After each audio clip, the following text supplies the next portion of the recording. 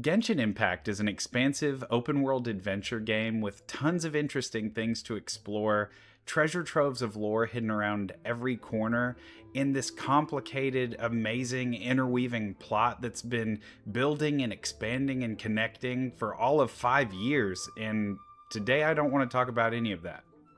I want to talk about fighting. Hey YouTube, Patatouille here, and I've been playing Genshin Impact daily for a little bit over a month now. Every day I spend all my resin and I do all my daily commissions, and I wanted to take the time to talk about the positives and the negatives that I see in the combat at this moment. But do bear in mind, for those veteran players, I have only just started. I'm in the middle of the Leeway Archon quest at the moment, so if anything, take it as a first impressions, especially if things get significantly overhauled, like in the later regions or nations. I'm only in the second nation, so keep that in mind as we go. So the first thing I want to talk about is the overall feel of combat, which I think is pretty positive. All of the attack animations, at least from the starting characters and the several that I've unlocked thus far, attack animations are really snappy, and I mean they're overwhelmingly appropriate for the weapons. So like claymores, they have a big wind up time, whereas spears and swords, they attack quickly, and they give you like a lot of feedback. That, I mean, it's just appropriate to the size of the weapon, and I appreciate that. Bows have wind up time, and you feel with catalysts like you are a wizard when you're using them. So that's very appropriate, and I really like that, both thematically and gameplay wise. That's pretty positive. A negative that I have with the feel, honestly, is I don't know if this is just a me issue, like a skill issue, button input issue, but when I'm using Diluc, a lot of the time I'll accidentally hold circle. I play on PlayStation slightly too long, and enter a charge attack on accident when I really did not intend to. But that's the only like feedback or feel issue I've ever had. Like typically everything with my inputs are snappy, they're responsive, it feels good. And it is just overall appropriate for what you're using, so that's cool. There's no like dissonance with like I'm swinging a great sword around at the speed of light, or I'm using this short sword and I've got too much end lag. Like there's nothing like that, which is great. The only thing that I think I might change about the feel, if I could, outside of, again, I think the charge attack thing is a skill issue on my part, but I do wish that weapon attacks felt a little bit more impactful. Very, very quickly in the game, it turns into, like, you do realize that the bulk of the combat is the elemental reactions. So, like, even fighting some basic enemies pretty early on, like, if you've not leveled your equipment and artifacts to the moon and whatnot, you'll be swinging your sword at a hilly churl for a minute before anything happens, and I feel like a little bit more impact on the weapon attacks might be nice. Although I do understand and enjoy that the majority of the combat is based around the elemental reactions. So I don't know that I would necessarily change that, but I wished it was there at the beginning, and that's my only feedback on the feel, really, or the only constructive feedback on the feel. The next thing I've got here is just the visual design of combat, and the clarity overall. Now, I do, for the most part, think that you can very clearly tell what's going on the screen at all times, but there are a lot of particle effects and flashing colors and everything like that. So sometimes, especially when you've got some big swirl reactions going on, the screen can get pretty cluttered. And that's just with the Traveler. I'm not even talking about more over-the-top characters. Like, I know the recent trials that I've seen in Flynn's and in Lauma. I mean, there's a lot, or Nefer as well. There's a lot going on. But overall, you can always perceive. They do a good job of... Enemies, for the most part, contrast the background that you're fighting them on. So, like, at least in Mondstadt and Liyue, like hilly churls and slimes and everything aren't blending in with the environment, really. So you can always perceive that. The only issue that I have, really, I would really like it if there were a target lock, and I'm sure I'm not the first person to say this, but it doesn't necessarily hurt combat, and the camera does well for the most part, but I would like to be able to like manually manipulate better and more readily like what enemy I'm attacking. Like especially with catalyst stuff. Like I've tried to put Hydra on an enemy with Barbara and put Electra on an enemy with Lisa and then swirl it with the Traveler, and I just keep hitting the same enemy over and over. Um, and that, I mean, that could be more fun just so I could have a little bit more skill expression there. I'm curious as to why that's not already implemented, but it is what it is. But on to end this one on an up note, or to end this one on a positive note, um, I love seeing damage numbers, and there are a lot of them. But damage numbers are like an instant like dopamine dispenser, so I'm always a fan of games that have that. But I love the art design. I love the visual design.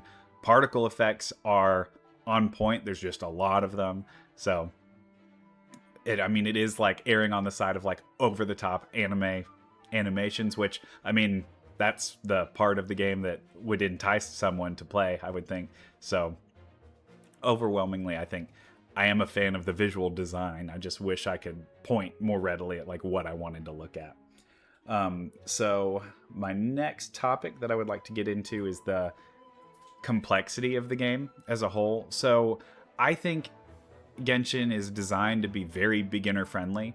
Like, make no mistake about that. I think this is a very, very approachable title for somebody to be able to pick up and play, but that doesn't mean it's lacking in complexity. They do a cool thing with the world level where, I mean, you get rewards for raising your world level and whatnot, but you basically are in the driver's seat of determining what the difficulty of the game is going to be. And I mean, you notice a tangible difference in difficulty. It's not just making all the numbers grow just due to the scarcity of resources and whatnot. But you are able to keep the game very, very simple at its bare bones. But if you keep leveling up your world rank while enemies are getting stronger, you can ascend your characters further and thus unlock new talents for them. So you control how much complexity to an extent that you experience in the game, and I do enjoy that, and I think that's a pretty cool feature. Now, there are things that are enticing to fighting game hack and slash veterans.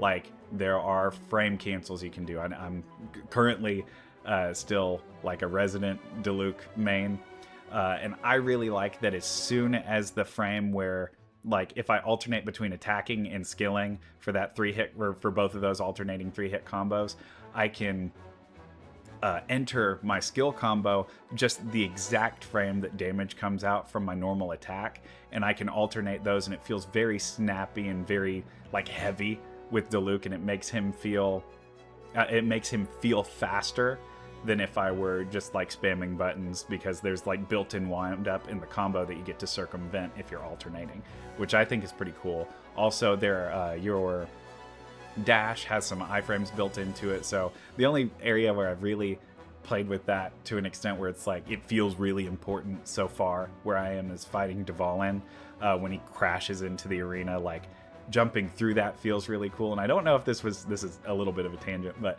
I did that with Barbara on the field, and she said something about like that being close, or she had some dialogue that felt unique, although I'm not sure that it was, but if it was, that's pretty cool.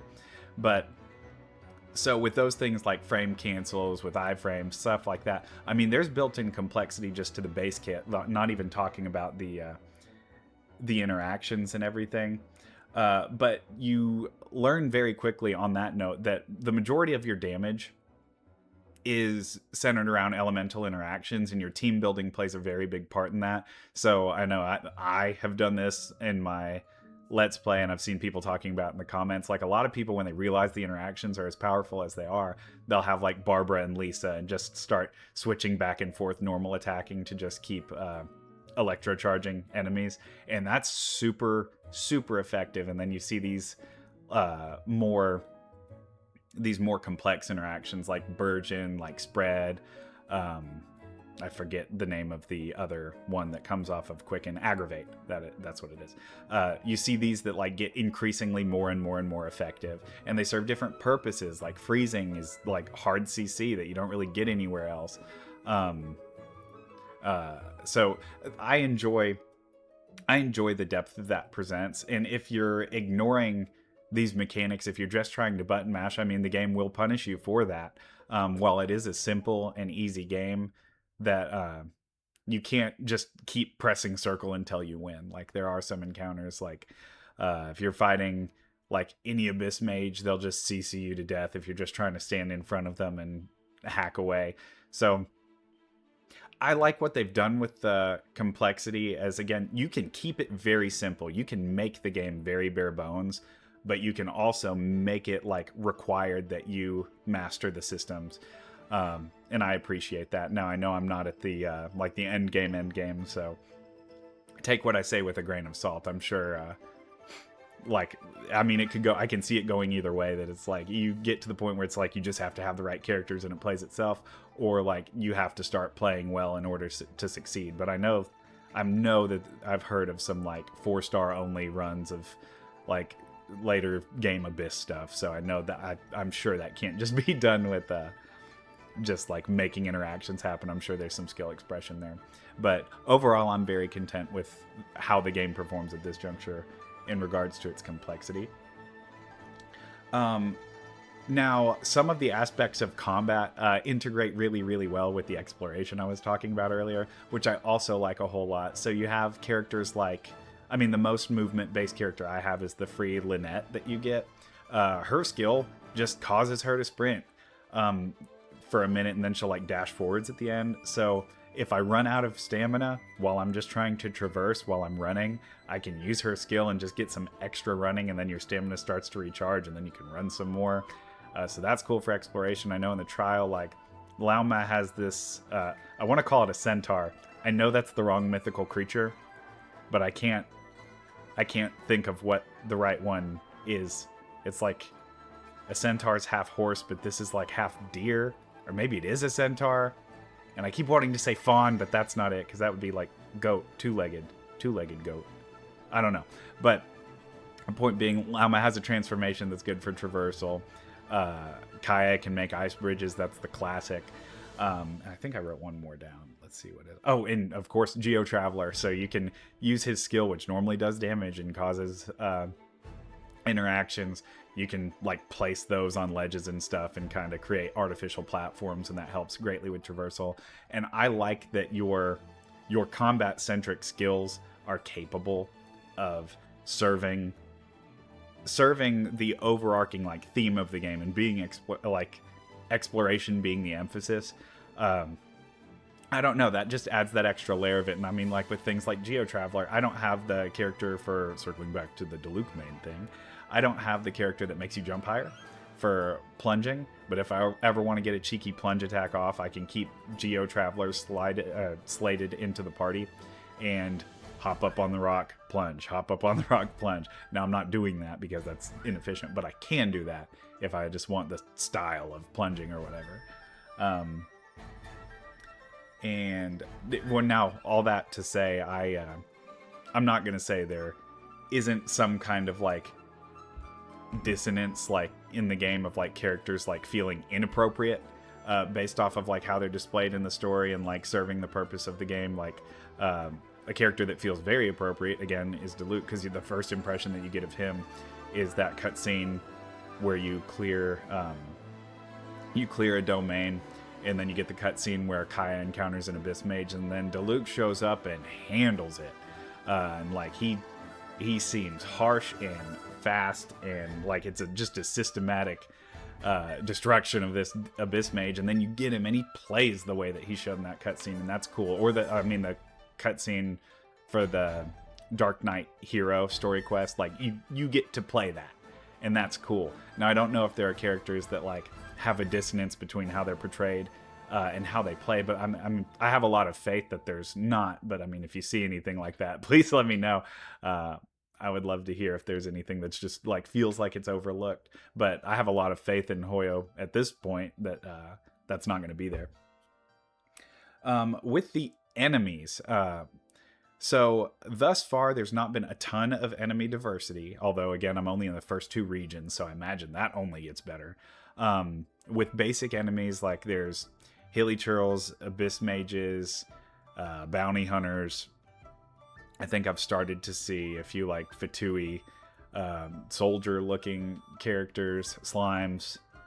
But then as I got to Leeway, I started seeing these like little rock lizard things, but I mean, there's basically a lot of the same.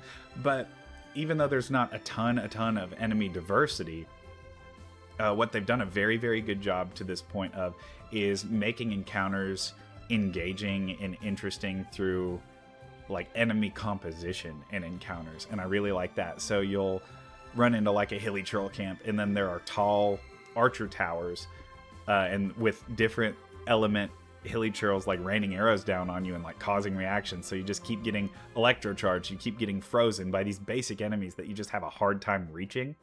Or I mean, I had to fight 3 abyss mages in Lingju Pass, and apparently that's a fight that sticks out to a lot of people because it can be a little challenging. I think there's 2 water mages and an ice mage down there, and that is just a disaster if you're not ready for it. And it's not because those enemies individually are hard, but when you pair them all together, it can get pretty overwhelming. And just like, yeah, where enemies are placed or what kind of enemies are placed next to each other, they overcome the simplicity or the, at least the initial like lack of enemy diversity with like intrigue in like their formations. And I think that's really cool. I'm a veteran strategy game player, like having experience with like Final Fantasy Tactics and Fire Emblem and stuff. So this is like the kind of stuff I pay attention to, and that's so neat that that's there. It makes the enemies like, it makes the world feel alive because the enemies are employing strategies that are advantageous to them, and I like that. Now you do get a little bit of a thing that like is symptomatic of a game like Diablo, or Path of Exile, where some encounters, like enemies are just immune to an element. So like fighting Boreas or fighting, I mean, any of the respective like bosses that you have to farm for ascendancy materials. Like if you fight the Electro one, you can't use Electro damage. If you fight the Anemo one, you can't use Anemo damage. Sometimes that can feel a little oppressive, but I mean, you just have to build your team around it. Like if you were playing a Pokemon game and you're going to the water gym, you're not going to bring only fire types, or I mean, you could, but it's not the best idea. But there's a lot of that going on, and I can see that rubbing somebody the wrong way, because I know I hate it when I'm like years and years and years and years ago when I was playing Diablo 2. Like I didn't like playing an electric or like a thunder damage based build and running into a like thunder immune enemy. Like that's not the most fun thing in the world. I don't like that. Well, just not fighting that one. But again, you can circumvent that with like building a different team. But like, I know I currently, like for fighting, if I were trying to fight the like fire boss that you see in Liyue to get fire ascendancy materials, I would struggle because my Diluc is my main damage dealer at the moment. So I that would be a hard fight for me, and it's because I don't have because my fire character can't do a lot to fire. But that makes sense. That's good. That's good gameplay sense.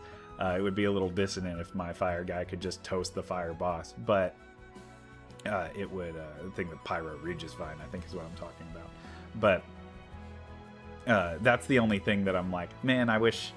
This might feel a little bit better, but I do like that enemies are like, I can't take that kind of damage. I think the feel would be good, but it wouldn't be good for the game. So I'm not acting like that's a bad thing. I can see where frustration would come from that. And yeah, that's all I've got for enemies. I talked about diversity first, but that was or second, but that was the last line I had there. And then lastly, for the overall like gameplay loop, like again, I've been playing daily for probably a minimum 30 minutes, assuming I'm not recording, and it's not gotten stale. Everything feels good. A lot of that has to do with all of these elements I've talked to, like working in tandem, like the visuals being good, the characters feeling good, their attacks having weight, the encounters being interesting. Like that all adds to the ability to come back and to do these things each and every day. But say if this was getting stale, albeit it is a very big commitment to like get more adventurers handbooks and like level and build a whole new character. Like if I got tired of how gameplay felt, using like Flynn's or using Diluc or using the Traveler, I can level another character, build another team around them, and the characters all feel very, very different. Like even characters that use the same weapon, they can be very, very diverse, especially if we're talking about limited 5 stars and stuff. Because I know I pulled Flynn's and like nothing even close to resembles that, you know?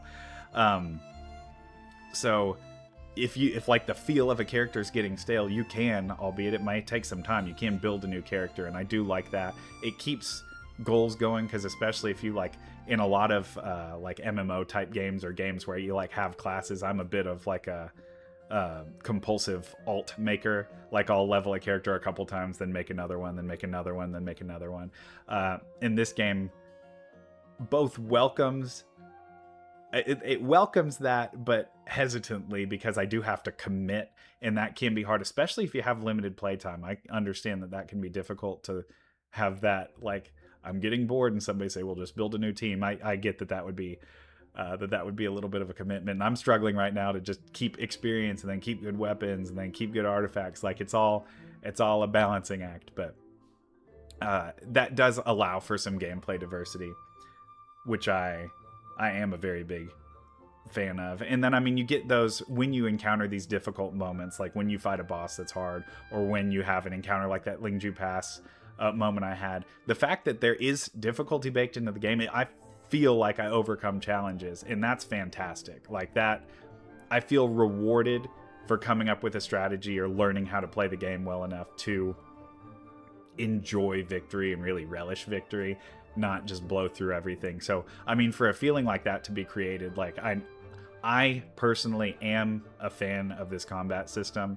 I enjoyed a whole lot. I have played other games like this before, like stuff that's modern and current that like has different aspects to it. But overall, I think Genshin is very both unique and polished in its approach. And I am a big fan of it. Although, again, I fully acknowledge like a lot of these like downsides or negatives that I see. And I'm sure like other people have things that they love that I've not talked about, and other people have things that they hate that I didn't talk about. But these are my impressions about a month in, like I said. But anyways, I thank you guys so much for listening to me talk about the combat in this 5-year-old anime game. I know that's what everybody was looking for on this fine day. Like I was just saying, if you have any points that like anything that you think I missed that you would like to voice, or anything that you disagree with, I completely welcome that in the comments. I would love to hear about it. And if you liked the video in general, be sure to leave a like and a comment, as those things help me out greatly. Also, consider subscribing, as that is the best way to get notified whenever I post. I post video essays, content, more casual content like this, Let's Plays. I stream on occasion, and the best way to be notified whenever I post is to be subscribed to the channel. And I appreciate all that greatly, because, I mean, I'm getting to do this because I'm getting this support and getting this feedback, so thank you guys so much. But anyways, as always, thank you guys from the bottom of my heart for being here and making it to the end of the video, and until next time, I'll see y'all again later.